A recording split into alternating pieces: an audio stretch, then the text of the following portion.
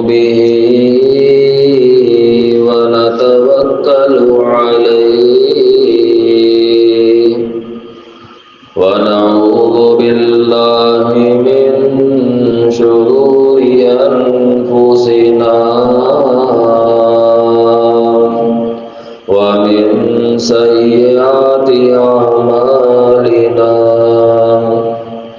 من يهده الله فلا مضل له ومن يضلله فلا هادي له ونشهد أن لا إله إلا الله وحده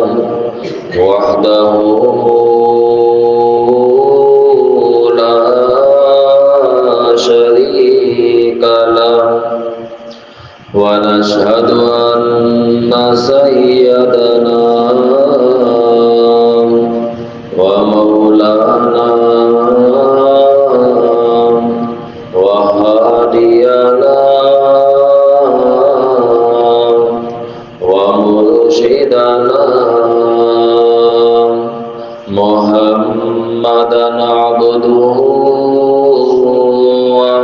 ورسوله أما بعد فإن أحسن الحديث كتاب الله وأحسن الهدي هدي محمد صلى الله عليه وسلم وشر الأمور محدثاتها وكل محدثة بدعة وكل بدعة ضلالة وكل ضلالة في النار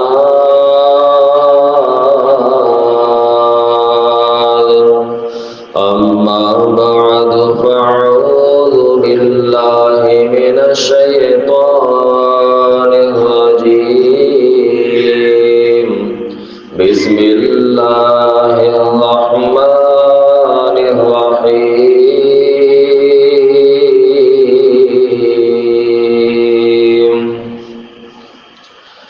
يا أيها الذين آمنوا إذا نودي للصلاة من يوم الجمعة فاسعوا إلى ذكر الله وذروا البيع ذلكم خير لكم إن كنتم تعلمون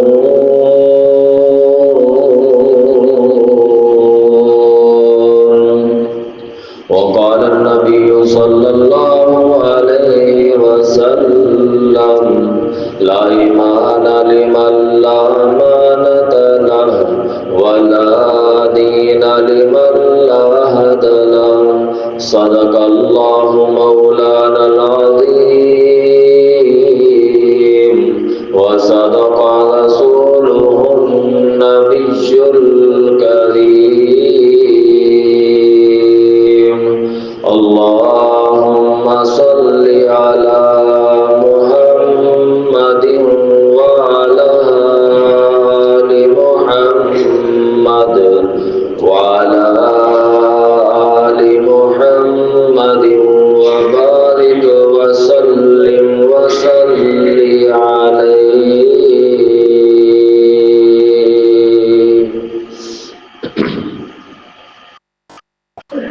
حمد و سلام اللہ جل جلالہ کے لیے درود و سلام امام الانبیاء حبیب خدا فخر انسانیت محسن آدم امام الانبیاء امام الحرمین شفیع المذنبین رحمت للعالمین میرے آپ کے پیغمبر جناب محمد صلی اللہ علیہ وسلم کے لیے میرے پیارے پیارے بھائیوں، دوستوں، بزرگوں، قابل صد احترام ماؤں بہنوں، عزیز طلبہ کرام و معززات طالبات، دعا ہے اللہ مالک الملک اپنی رضا اور رحمت کے ساتھ ہم سب کا جمعۃ المبارک کی اس عظیم گھڑی میں جمع ہونا، سننا سنانا قبول اور منظور فرما لے، اور ہم سب کے لیے بروز قیامت ذریعہ نجات بنا دے۔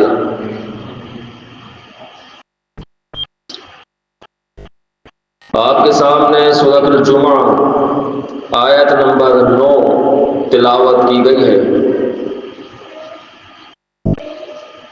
اللہ رب العالمین اس کائنات کا خالق، مالک، بنانے والا ہے۔ اسی نے یہ کائنات تخلیق فرمائی، کائنات کا نظام تخلیق فرمایا، موسم بنائے، دن بنائے، رات بنائی، سردی گرمی بنائی،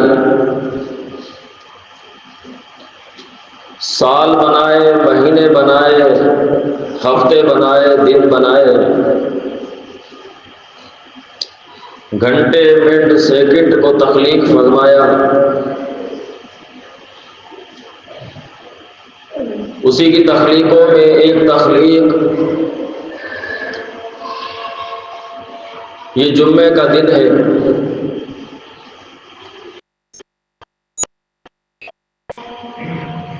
نبی علیہ الصلوۃ والسلام اس جمعے کی بڑی فضیلت بیان فرماتے تھے۔ یہی جمعے کا دن ہوگا،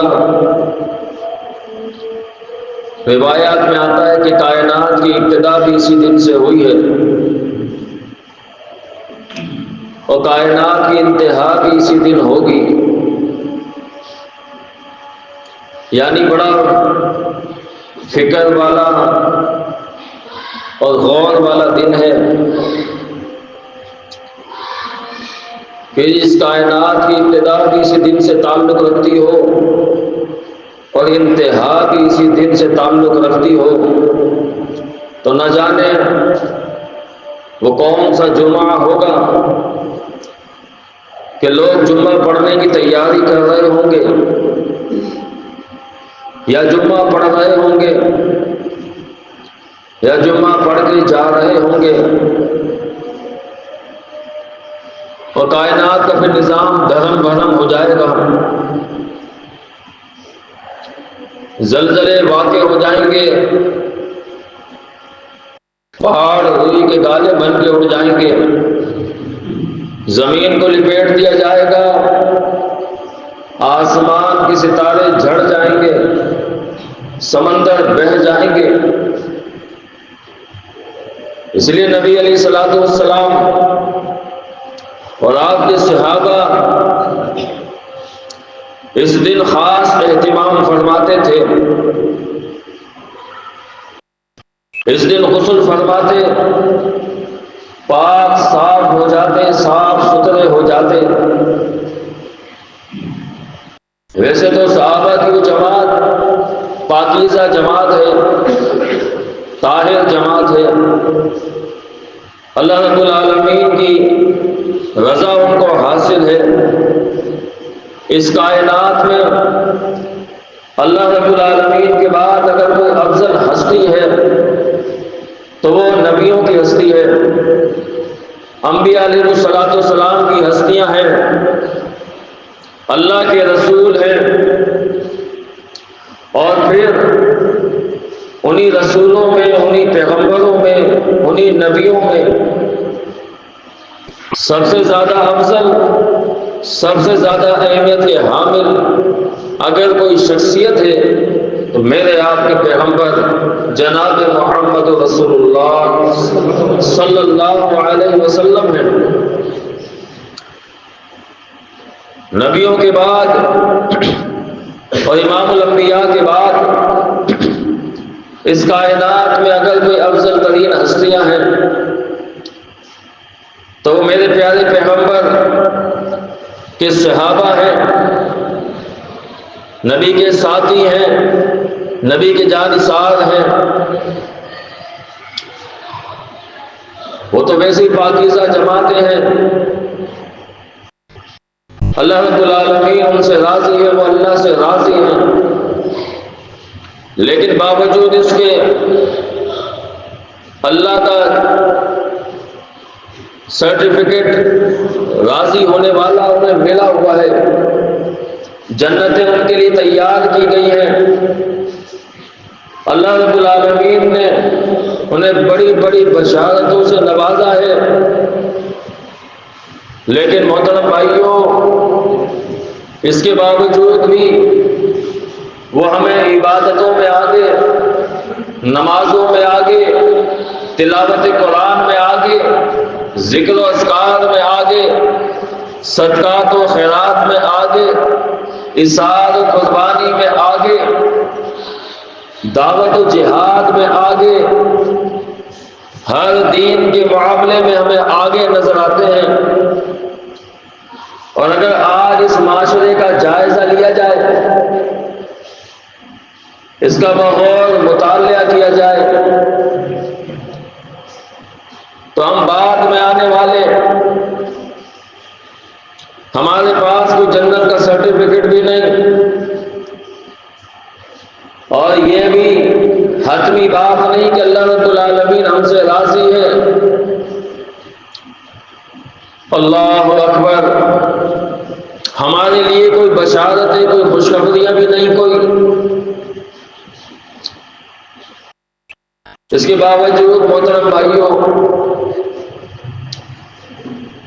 ہم عبادتوں میں سب سے پیچھے، تلاوتوں میں پیچھے، ذکر و اذکار میں پیچھے، صدقات و خیرات میں پیچھے، اظہار و قربانی میں پیچھے، دعوت و جہاد، دین کی نشر و نشاط کے اندر بھی ہمارا کوئی مقام نہیں ہے۔ نبی علیہ الصلوۃ والسلام اور آپ کے صحابہ اس دن کے لیے خاص تیاریاں فرماتے، صاف ستھرے کپڑے پہنے جاتے، خوشبو لگائی جاتی، اور جلد سے جلد مسجد میں آ جایا جاتا، حسب قدر جتنی اللہ رب العالمین نے توفیق دی ہوتی، نوافل کا اہتمام کیا جاتا، سورہ کہف کی تلاوت کی جاتی، نبی علیہ الصلوۃ والسلام کے درود شریف پڑھے جاتے۔ بڑا مبارک دن ہے، بڑا پیارا دن ہے۔ اللہ اکبر، احادیث مبارکہ میں اسے سید الایام کہا گیا ہے کہ یہ تمام دنوں کا لیڈر ہے، سردار ہے، تمام دنوں کا یہ چودھری والا دن ہے۔ اللہ اکبر، نبی علیہ الصلوۃ والسلام نے کئی احادیث میں اس کے حوالے سے تاکید فرمائی ہے، اور اللہ رب العالمین نے سورہ جمعہ میں آیت نمبر 9 میں بھی اس کا حکم دیا ہے۔ اللہ اکبر، توجہ کریں محترم بھائیوں، اللہ رب العالمین نے قرآن میں اپنے پیارے حبیب جناب محمد صلی اللہ علیہ وسلم کو فرمایا، پیارے حبیب آپ اعلان فرما دیجئے، پیارے حبیب آپ لوگوں کو بتا دیجئے۔ اللہ جی کیا بتانا ہے؟ فرمایا یا ایھا الذین آمنوا،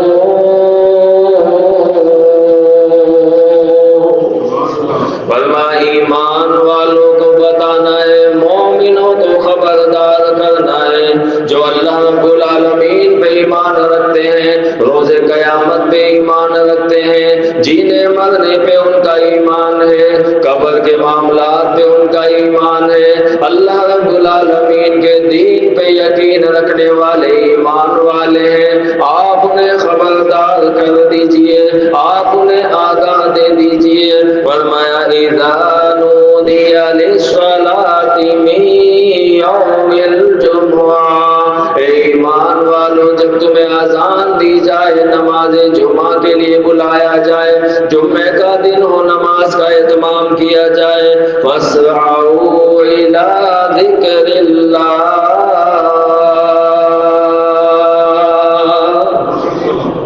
فرمایا پھر اللہ کے ذکر کی طرف آ جایا کرو، وَذَرُوا الْبَيْعَ، اپنے کام کاج کو بند کر دیا کرو، اپنی مصروفیات کو چھوڑ دیا کرو، اپنے مشغولیات کو چھوڑ دیا کرو۔ اللہ رب العالمین نے جمعے کا دن انسان کے فائدے کے لیے رکھا ہے، انسان کی مغفرت کے لیے رکھا ہے، اپنی رضا کے لیے رکھا ہے۔ فرمایا ذالکم خیر لکم، ذالکم خیر لکم، ذالکم خیر لکم ان کنتم تعلمون، فرمایا یہ تمہارے حق میں زیادہ بہتر ہے، تمہارے لیے انجام کے لحاظ سے زیادہ معتبر ہے۔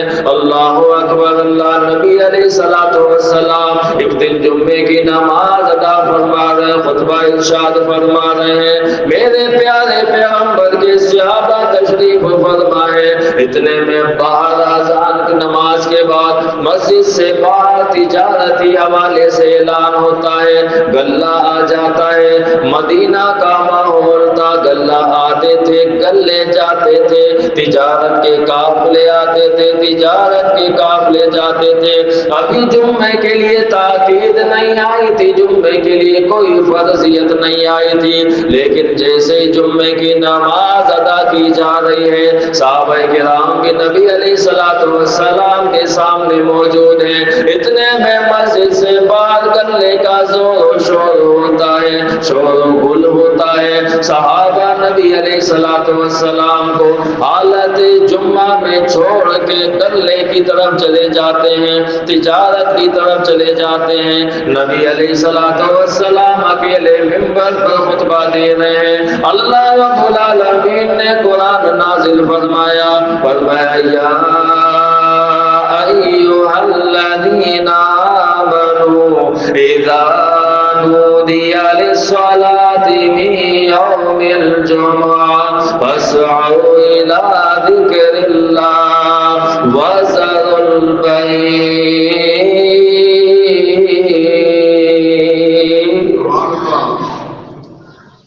جب نماز جمعہ کا وقت ہو جائے تو محترم بھائیوں کام کاج بند کر دینے ہیں، یہ اللہ رب العالمین کا حکم ہے۔ دکانیں بند، فیکٹریاں بند، کارخانے بند۔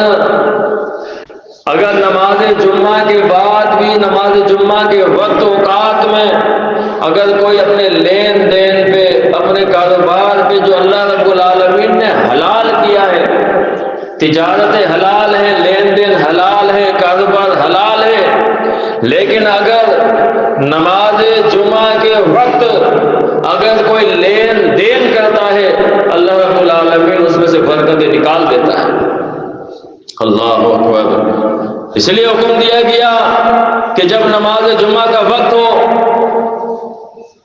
تو اپنے سارے کام کاج چھوڑ کر نماز جمعہ کی تیاری میں آ جاؤ، مسجد میں آ جاؤ، اور پھر نبی علیہ السلام فرماتے ہیں کہ امام کے قریب قریب ہو کے بیٹھو، جس کو جہاں جگہ ملے وہاں بیٹھ جائے۔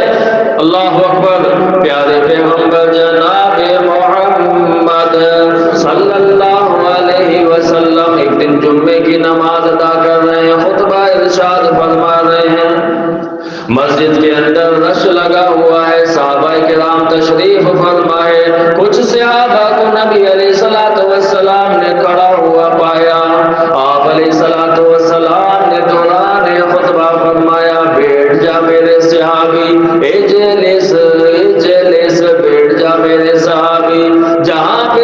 جو جگہ ملی وہ وہیں پہ بیٹھ گیا۔ جناب عبداللہ ابن مسعود رضی اللہ تعالیٰ عنہ نبی علیہ السلام کے پیارے صحابی ہیں، بڑے لاڈلے بڑے پیارے صحابی ہیں، بڑی فضیلت بڑی اہمیت کے حامل صحابی ہیں جناب عبداللہ ابن مسعود رضی اللہ تعالیٰ عنہ۔ آپ علیہ السلام نے ان کا بڑا مقام بڑی شان بیان فرمائی۔ آپ رضی اللہ تعالیٰ عنہ اللہ رب العالمین کے نزدیک بہت بڑی اہمیت کے حامل ہیں، ایمان کی علامت ہیں۔ نبی علیہ السلام کے ساتھ ایک دن سفر میں ہیں، آپ علیہ السلام نے فرمایا کون ہے میرے لیے جو اس پیڑ سے مسواک توڑ کے دے۔ آپ علیہ السلام کو مسواک بڑی پسند تھی، فرمایا کون ہے جو میرے لیے اس پیڑ سے مسواک توڑ کے دے۔ جناب عبداللہ ابن مسعود رضی اللہ تعالیٰ عنہ فوراً پیڑ پہ چڑھ جاتے ہیں، نبی کا حکم ہے، نبی کی چاہت ہے، پیڑ پہ چڑھ کے مسواک کی ٹہنی توڑ رہے ہیں۔ آپ کی کمزور کمزور پنڈلیاں پتلے پتلے پاؤں پیڑ سے لٹک رہے ہیں۔ صحابہ ان کی پنڈلیاں دیکھ کے مسکراتے ہیں، دیکھو عبداللہ کی پنڈلیاں، دیکھو عبداللہ کی پنڈلیاں کتنی نازک ہیں، کتنی پتلی پتلی ہیں۔ آج ہمارے معاشرے میں بھی ایک دوسرے کا مذاق اڑایا جاتا ہے، لیکن یہاں پہ جو مذاق اڑایا جاتا ہے اس سے مراد تذلیل ہوتی ہے کہ سامنے والے کی تذلیل ہو، سامنے والے کو نیچا دکھایا جائے۔ لیکن صحابہ کرام ایسا مذاق نہیں کیا کرتے تھے، وہ تو ایسی باتیں کیا کر دیا کرتے، ان کی مراد کبھی یہ نہیں ہوتی تھی کہ سامنے والے کی تذلیل ہو یا اسے نیچا دکھایا جائے۔ لیکن عبداللہ بن مسعود رضی اللہ تعالیٰ عنہ کی کمزور پنڈلیاں پتلی پتلی پنڈلیاں جب انہوں نے پیڑ سے لٹکتے ہوئے دیکھی اور وہ ٹہنی کو توڑ رہے ہیں تو صحابہ کرام نے ایک دوسرے سے باتیں کرنے کی کہ دیکھو عبداللہ کی پنڈلیاں کتنی پتلی پتلی ہیں، کتنی نازک ہیں۔ نبی علیہ السلام نے جب یہ صحابہ کی بات سنی کہ میرے صحابہ میرے اس پیارے صحابی کے لیے ایسی ایسی باتیں کر رہے ہیں، اس کی پنڈلی کو لے کے گفتگو کر رہے ہیں، آپ علیہ السلام نے فرمایا اے میرے پیارے صحابی ہو، تمہارا مقام بھی اللہ رب العالمین کے ہاں بہت زیادہ ہے، لیکن یہ بات بھی یاد رکھو میرے اس صحابی عبداللہ کی پنڈلیاں اللہ رب العالمین کے ہاں کس قدر اہمیت کے حامل ہے۔ اگر ساری کائنات ایک پلڑے میں رکھ دی جائے، یہ زمین و آسمان ایک پلڑے میں رکھ دیے جائیں، یہ بڑے بڑے پہاڑ پلڑے میں رکھ دیے جائیں، یہ بڑے بڑے سمندر دریا پلڑے میں رکھ دیے جائیں، پوری کائنات کا نظام پوری کائنات اگر ایک پلڑے میں رکھ دی جائے اور دوسرے پلڑے میں میرے عبداللہ کی پنڈلیاں رکھ دی جائے، تب بھی اللہ رب العالمین کے نزدیک عبداللہ کی پنڈلیاں وزنی نکلیں گی۔ اللہ اکبر۔ یہ ایمان کی طاقت ہے محترم بھائیوں، یہ ایمان کا وزن ہے، وگرنہ جسم میں کوئی اتنا خاص وزن نہیں ہے، 50 60 70 100 کلو کا جسم اور یہ پوری کائنات، لیکن ایمان کا وزن اللہ رب العالمین کے بہت زیادہ ہے۔ وہی عبداللہ ابن مسعود رضی اللہ تعالیٰ عنہ چپلوں پر بیٹھ جاتے ہیں، جب مسجد کے اندر داخل ہوئے آپ چپلوں پہ ہی بیٹھے ہوئے ہیں، نبی علیہ السلام جمعہ سے فارغ ہوئے، آپ نے دیکھا کہ عبداللہ چپلوں پر بیٹھے ہوئے ہیں، فرمایا یا عبد اللہ لما تجلس ہاہنا، اے عبداللہ تو چپلوں پر کیوں بیٹھا ہوا ہے؟ وہ کون سی وجہ ہے، کیا بات ہے جو چپلوں پہ بیٹھ گیا ہے؟ جناب عبداللہ ابن مسعود رضی اللہ تعالیٰ عنہ فرماتے ہیں اللہ کے نبی جی جب میں مسجد میں داخل ہوا تو آپ علیہ السلام کی زبان رسالت سے میں نے یہ الفاظ سنے تھے، اجلس، بیٹھ جا۔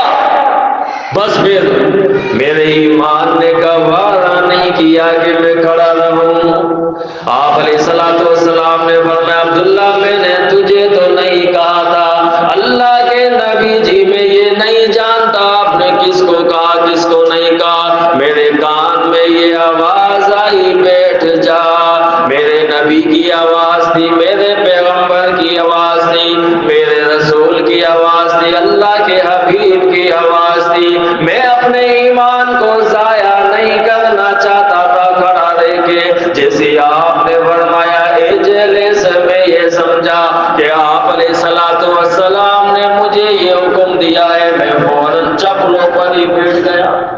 ایمان تھے ان کے۔ آج ہم یہ سمجھتے کہ جناب یہ حکم ہمارے لیے نہیں ہے، یہ تو ہمارے برابر والے کے لیے ہے، یہ ہمارے پڑوس والے کے لیے ہے، یہ فلاں کے لیے ہے، فلاں کے لیے ہے۔ لیکن صحابہ کا ایمان یہ تھا کہ وہ اللہ کے ہر حکم کو، نبی کے ہر فرمان کو اپنے لیے حجت سمجھتے تھے۔ اللہ اکبر۔ اور اپنے ایمان کے ضائع ہونے سے، برباد ہونے سے بڑا ڈرتے تھے، کہیں ہمارا ایمان ضائع نہ ہو جائے، ہمارا عمل ضائع نہ ہو جائے۔ اگر ہم نے نبی کی بات کو نہیں مانا، نبی کی اطاعت نہیں کی، نبی کے فرمان پہ نہیں چلے، تو ہماری دنیا بھی تباہ ہو جائے گی، آخرت بھی تباہ ہو جائے گی۔ آج کتنے ہی فرامین کو چھوڑا جا رہا ہے، نبی علیہ السلام کی کتنی احادیث مبارکہ محترم بھائیوں نے نظر انداز کر دیا جاتا ہے، اپنی خواہشات کے لیے، اپنی توجہات کے لیے، اپنے دل کی باتوں کے لیے، کہ جناب مجھے تو یہ پسند ہے، مجھے یہ پسند ہے، مجھے یہ اچھا لگتا ہے، یہ مجھ سے نہیں ہوتا، یہ بڑا مشکل ہے۔ اللہ اکبر۔ اور پھر نبی کی باتوں کو چھوڑ دیا جاتا ہے، اور پھر بھی ہم مسلمان، پھر بھی ہم مومن، پھر بھی ہم ایمان والے، اللہ کی چاہت والے، اور پھر ہم شکوے کرتے ہیں کہ اللہ رب العالمین ہماری سنتا نہیں ہے، ہماری یہ دعا قبول نہیں ہوتی، یہ پریشانیاں ختم نہیں ہوتی۔ ہم نے کتنی اللہ اس کے رسول کے لیے قربانیاں دی ہیں۔ نبی علیہ السلام نے جمعے کے آداب بیان فرمایا جمعے کے آداب میں سے یہ ہے کہ انسان بروز جمعہ، جب جمعے کا دن ہو، صاف ستھرا ہو جائے، غسل کرے، نہائے دھوئے، اپنے صاف ستھرے کپڑے سے بدن کرے۔ یہ بھی نبی علیہ السلام کی سنت ہے کہ صاف ستھرا جوڑا رکھا جائے۔ صحابہ کرام رضوان اللہ علیہم اجمعین جمعے کے لیے جو جوڑا زیب تن کرتے تھے اسے وہ الگ لٹکا کے رکھ دیا کرتے تھے کہ یہ خاص جوڑا ہے، یہ خاص لباس ہے۔ پوچھا جاتا تھا خاص کیوں ہے؟ فرمایا کہ یہ خاص دن کے لیے، جمعے کے لیے رکھا ہے، اس کا اہتمام کیا کرتے تھے۔ نبی علیہ السلام نے فرمایا کہ جمعے کے دن خوشبو لگائی جائے، خوشبو لگانا سنت مبارکہ ہے، لیکن خوشبو بھی صرف مردوں کے لیے ہے، آدمیوں کے لیے ہے، عورتوں کے لیے نبی علیہ السلام نے خوشبو کو پسند نہیں فرمایا۔ آج تو خواتین بھی خوشبو لگائی ہوئی ہوتی محترم بھائیوں۔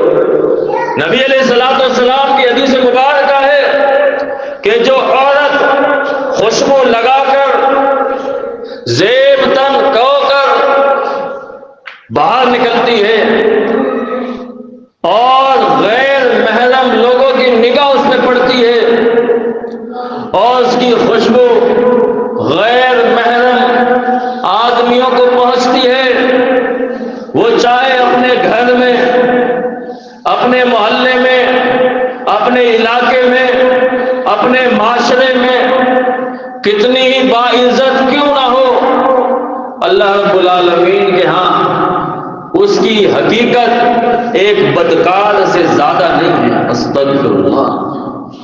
نبی علیہ السلام نے فرمایا کہ خوشبو لگانا سنت مبارکہ ہے۔ نبی علیہ السلام کا طریقہ ہے، میری بہنوں کو بھی میری یہ نصیحت ہے، ماؤں کو نصیحت ہے کہ تم نہ خوشبو لگایا کرو۔ اللہ اکبر۔ اللہ کہیں ایسا نہ ہو میری مائیں بہنیں بدکاروں میں شامل ہو جائے۔ اس بات کی ہمیں فکر کرنی چاہیے، کہیں میری بچی، میری بہن، میری ماں میرے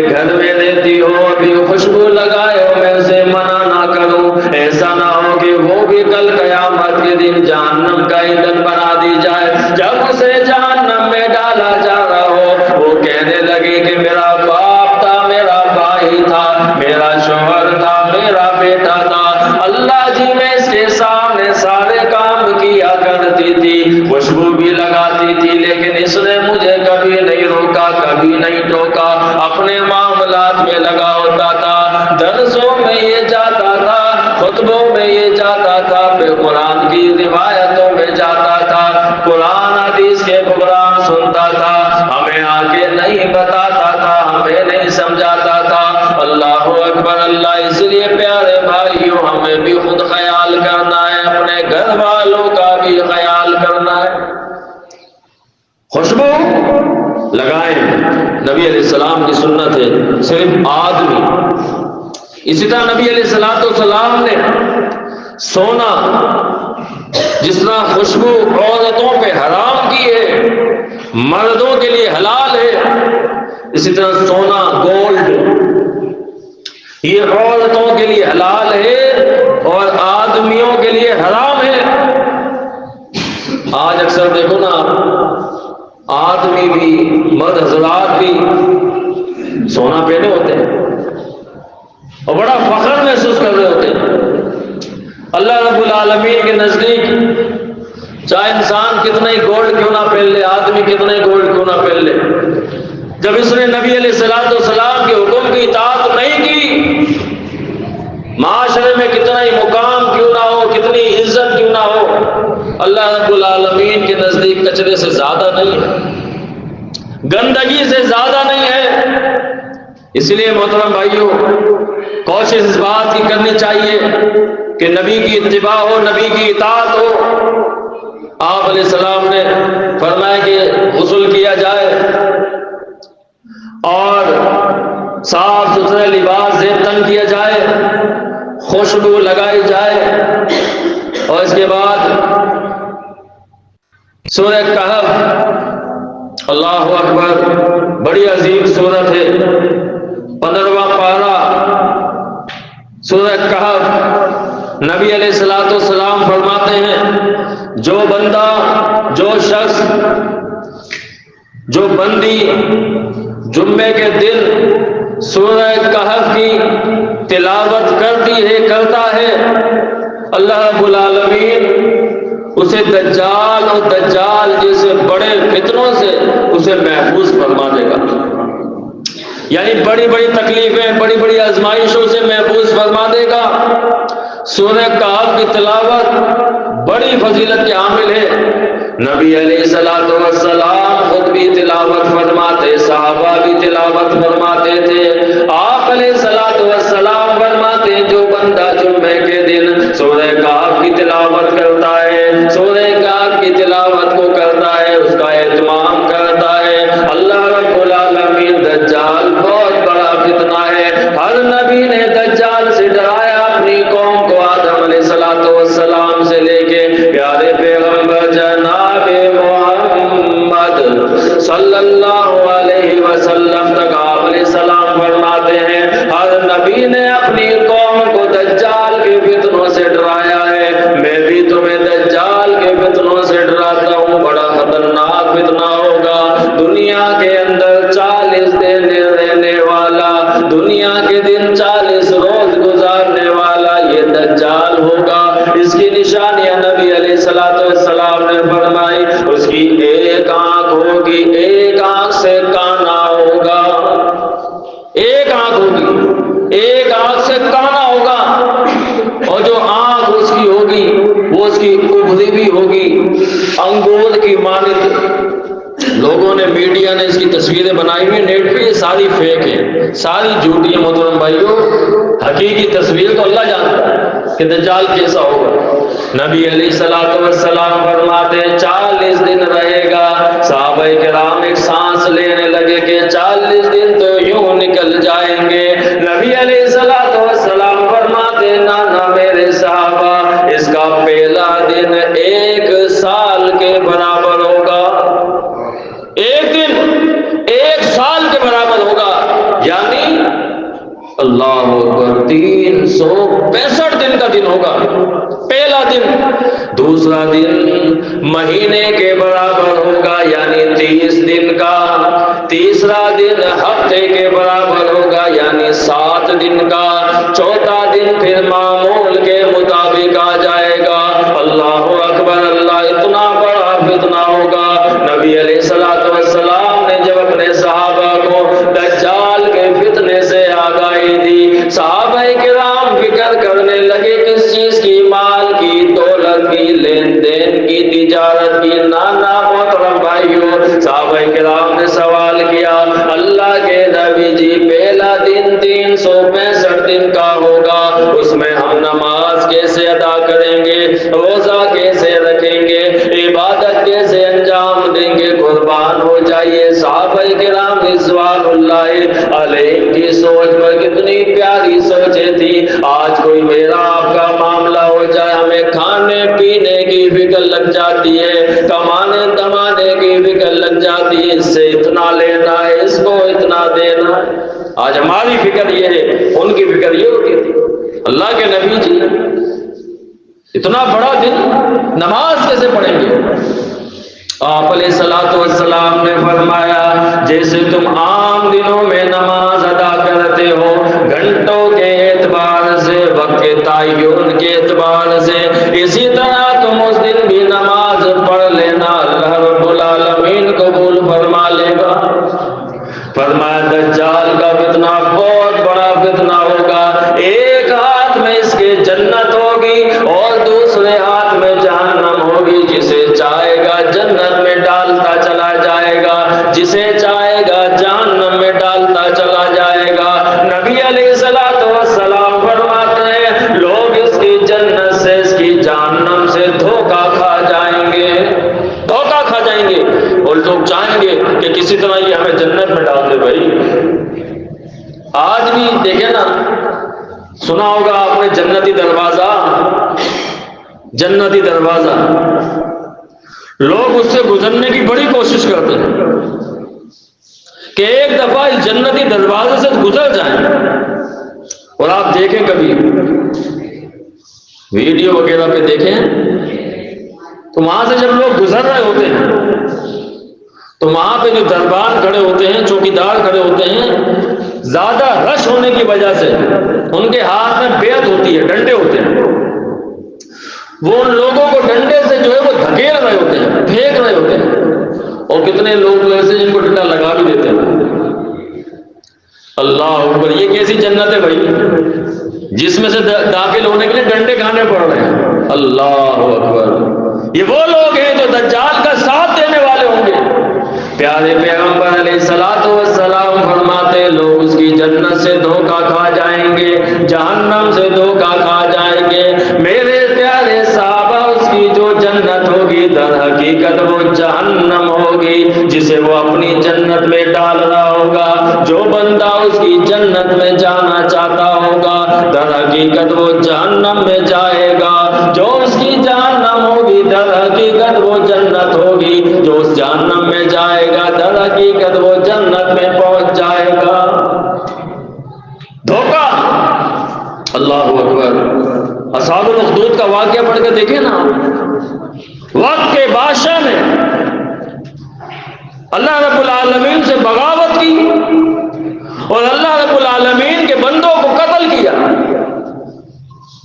بالآخر اس نے ایک بہت بڑی جہنم تیار کی، ایک بہت بڑا گڈھا کھدوایا، اس میں ایندھن ڈلوایا، اس میں آگ بھڑکائی. آگ لپٹیں مارتی تھی، شعلے مارتی تھی، کوئی اس کے نزدیک نہیں جاتا تھا. اس نے بولا جو جو بندہ اس رب پہ ایمان رکھتا ہے اسے اٹھاؤ اور اس میری جہنم میں ڈال دو. اسے جینے کا کوئی حق نہیں ہے.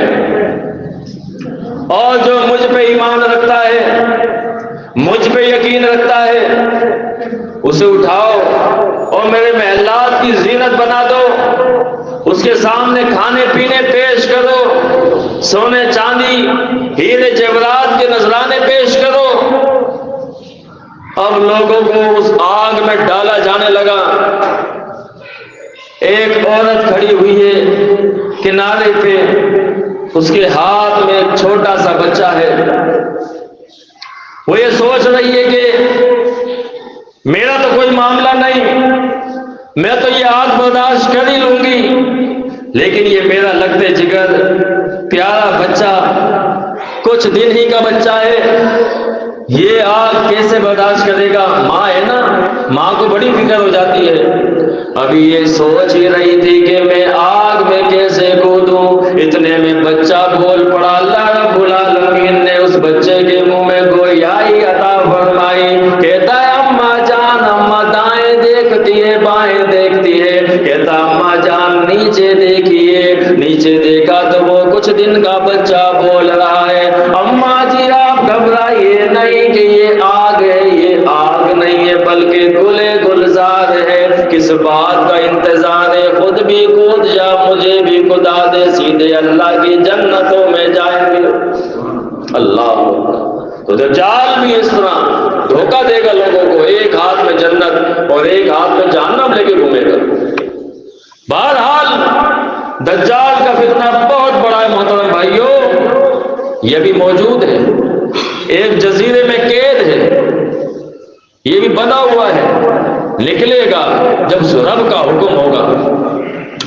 تو بات یہ چل رہی تھی کہ پیارے پیغمبر علیہ الصلوۃ والسلام فرماتے ہیں کہ جو جمعے کے دن سورہ کہف کی تلاوت کرتا ہے، اگر کسی کو تلاوت کرنا نہیں بھی آتی ہو نا تو محترم بھائیوں چھٹی نہیں ہوگی اس کی، اسے چاہیے کہ اللہ رب العالمین نے جو اسے کان دیے ہیں، کان اگر پڑھ نہیں سکتا تو سن تو سکتا ہے، چلو کان بھی نہیں کسی کے، سن بھی نہیں سکتا، پڑھ بھی نہیں سکتا، آنکھیں تو دی ہیں، اللہ رب العالمین نیتیں جانتا ہے، اگر کوئی پڑھ نہیں سکتا، سن نہیں سکتا تو کم از کم وہ سورہ کہف کو دیکھ تو سکتا ہے۔ انشاءاللہ العزیز اللہ رب العالمین جس طرح پڑھنے والے کو، سننے والے کو، اسی طرح دیکھنے والے کو بھی دجال اور دجال کے جیسے فتنے ہوں گے اللہ تعالیٰ سے محفوظ فرما دے گا۔ چوتھی بات، اس دن زیادہ سے زیادہ کثرت سے درود شریف پڑھا جائے گا۔ نبی علیہ الصلوۃ والسلام فرماتے ہیں میرا امتی جس جگہ سے، جہاں سے بھی مجھ پہ درود شریف پڑھتا ہے، اللہ رب العالمین اس کا وہ درود مجھ تک پہنچا دیتا ہے۔ کتنی بڑی بات ہے، آپ کوئی ٹی سی ایس کریں، کوئی کوریل کریں کسی جگہ پہ، ایک شہر سے دوسرے شہر، ایک علاقے سے دوسرے علاقے، ایک ملک سے دوسرے ملک، جناب انسان کی ڈیلیوری چارجز اتنے لگ جاتے ہیں کہ بندہ سوچتا ہے کہ کیا کروں، وہ بندہ ڈھونڈتا ہے کہ اگر کوئی جانے والا ہو تو اس کے پاس رکھوا دیتے ہیں۔ کتنے سے لوگ ہیں جو دبئی جا رہے ہوتے ہیں یا سعودیہ جا رہے ہوتے ہیں، کہتے ہیں جناب یہ میرا بھی ایک پارسل لے جانا نا اس کے پاس، جناب خود بھیجے نا آپ، کہا نہیں جناب چارجز بہت لگ جائیں گے۔ اللہ اکبر، یہاں پہ ایک مسلمان، ایک مومن جب نبی علیہ الصلوۃ والسلام کے لیے ہدیہ پیش کرتا ہے، نذرانہ پیش کرتا ہے درود شریف کا، اللہ رب العالمین نے اس پہ چارجز بھی کوئی نہیں لگا، فرشتے ایسے اٹھاتے اور فوراً نبی علیہ الصلوۃ والسلام کے پاس پہنچا دیتے۔ یہ حدیث مبارک کا صحیح روایت ہے، اور نبی علیہ السلام فرماتے ہیں کہ جو شخص میرے روزے پہ، میری قبر مبارک پہ پڑتا ہے، اللہ رب العالمین اس کا وہ درود شریف مجھے ڈائریکٹ سنا دیتا ہے۔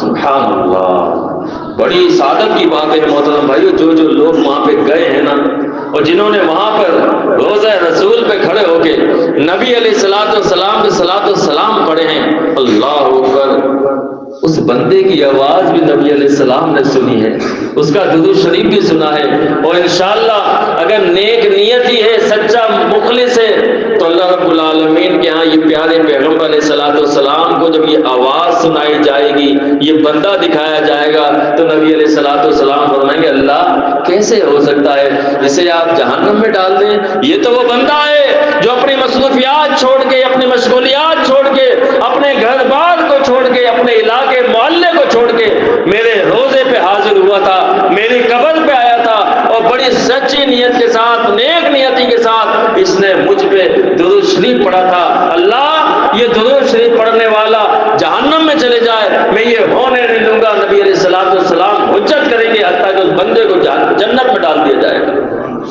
درود شریف یہاں پہ ایک مخالطہ یہ ہے محترم بھائیوں،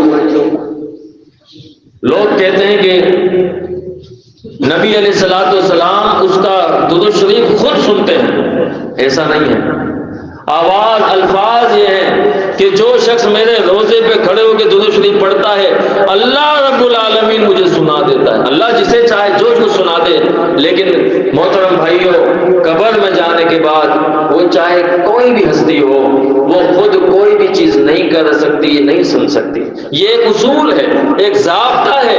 اللہ اکبر۔ تو یہ درود شریف کی فضیلت ہے اور پھر بے شمار فضیلتیں ہیں، لیکن خاص صحابہ کرام رضوان اللہ علیہم اجمعین جمعے کے دن درود شریف کا اہتمام کرتے تھے۔ محترم بھائیو، یہ جمعے کا دن ہے، اس کے لیے ہمیں بھی چاہیے کہ خاص اہتمام کریں، غسل کریں، صاف ستھرے کپڑے پہنیں، خوشبو لگائیں، سورہ کہف کی تلاوت کریں، مسجد میں جلدی سے جلدی آیا جائے اور پھر امام کے خطیب کے قریب ہو کے بیٹھا جائے، خاموشی کے ساتھ بیٹھا جائے، نماز جمعہ ادا کی جائے۔ اور پھر نبی علیہ السلام نے نماز جمعہ کے بعد 2 رکعت بھی ملتی ہے، 4 رکعت بھی ملتی ہے۔ آپ علیہ السلام 2 رکعت بھی پڑھ سکتے ہیں اور آپ جو ہے 4 رکعت بھی پڑھیں، لیکن کچھ ساتھی بغیر پڑھے ہی چلے جاتے ہیں، یہ محترم بھائیوں میں ٹھیک نہیں ہے۔ اس لیے جمعے کا خاص ادب ہے، خاص احترام ہے۔ اور پھر اس دن نبی علیہ السلام نے فرمایا کہ اس جمعے کے دن ایک قبولیت کی گھڑی ہے، قبولیت کی گھڑی ہے۔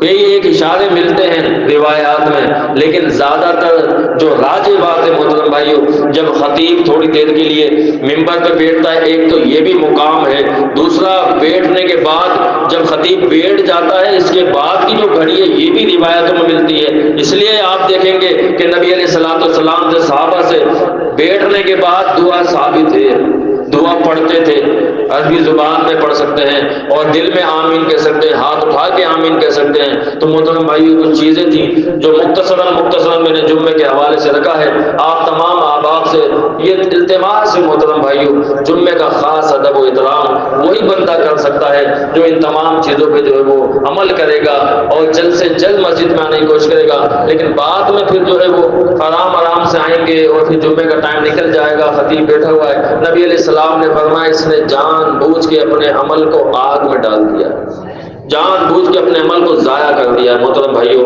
اس چیز کا محترم بھائیوں خیال کریں، نہ جانے پھر ہمارے نصیب میں جمعہ اگلا ہو نہ ہو، اس جمعے کو اپنا آخری جمعہ سمجھا جائے۔ اللہ تعالیٰ سے دعا ہے اللہ تعالیٰ میں سمجھ کے عمل کی توفیق عطا فرمائے۔ اقول قولی ھذا استغفر اللہ لی ولکم ولسائر المسلمین۔